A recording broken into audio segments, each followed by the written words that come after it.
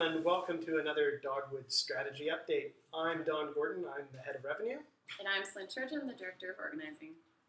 Today we're going to talk about how Dogwood is truly a people-driven and people-funded organization. Celine, there's been huge changes here in the last 18 months or so. Dogwood's barely recognizable from the provincial election back in 2013. You want to tell us a bit about these changes? Sure. So, like you said, Dogwood is totally different than it was even 2 or 3 years ago. And how we've changed is really in our structure and growth.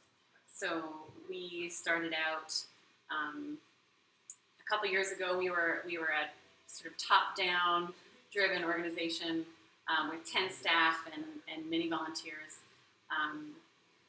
But now we have become sort of an organization that is mostly volunteers and grassroots organizers. So we went from a team of 10 staff to a team of 20 staff who are supporting about 1,100 people on the ground across British Columbia.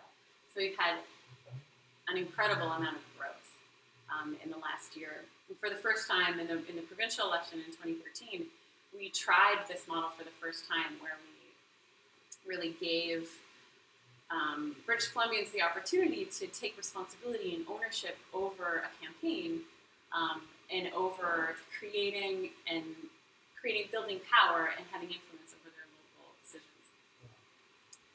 So this change, is so all-encompassing. It couldn't have been without some challenges. Is there one or two particular ones you'd highlight? There are so many bittersweet moments in this work, and especially with the big shift. But I think the largest challenge has really been the culture changes around that structural shift. So, our communication and our culture around who gets to make decisions and how we all work together. The whole organization has had to change how we do a lot of things. It's seeped into every department or branch of our organization, including yours. Like fundraising has changed a ton. Oh yeah, absolutely. We really have had to transform the way we go about things. When you look at the broader nonprofit and charitable sector in Canada, you'll see that government funding is a huge piece of the puzzle for most organizations, and that membership and individual contributions is relatively small. So you could have as much as 25% government, 25% individual, the rest made up of corporate and grants and those sorts of things. And Dogwood is very different. Dogwood's different. There's the understatement of today's video.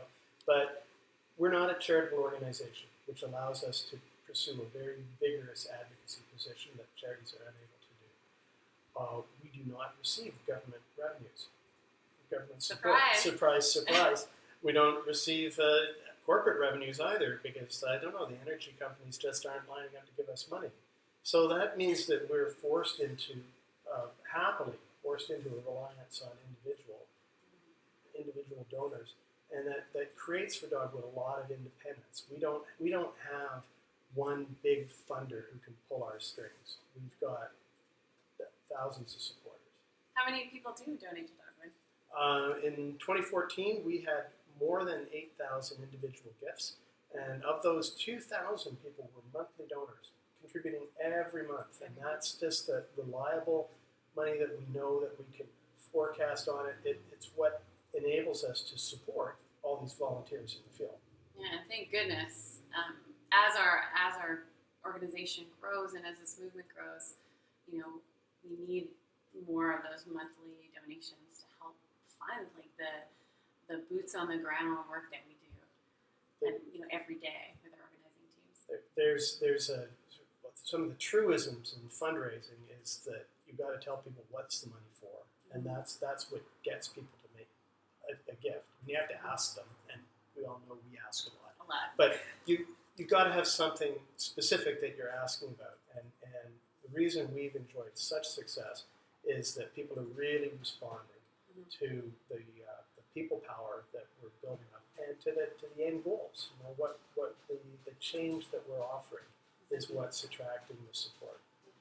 There's something to that as well about Dogwood being, driven and funded by British Columbians. We're asking British Columbians for time, talent, and treasure, and this is an abundant province in many ways, and because it's coming from British Columbians, it's easier and more meaningful to engage in our campaigns, because it's really about us here in BC, and people can engage with that. Well, we actually are working with a majority of British Columbians. That you can't tar this as a special interest activity.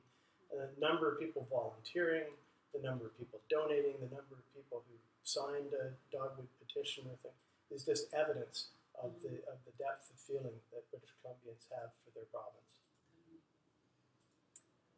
So I'd like you just to look ahead a bit. We've talked about where we've come from, what we're trying to build now, but can you look at the year ahead and give us some insight into what we might expect? Yeah, 2015 is a big year for Dogwood. It's a year of hope for sure, for Dogwood and for all of BC. I think that we're going to see a huge boost in activity around the federal election. So people aren't quite there yet. Most people, except for us political nerds, unless you're that 2% of folks who are really engaged in politics, it's probably not on your radar.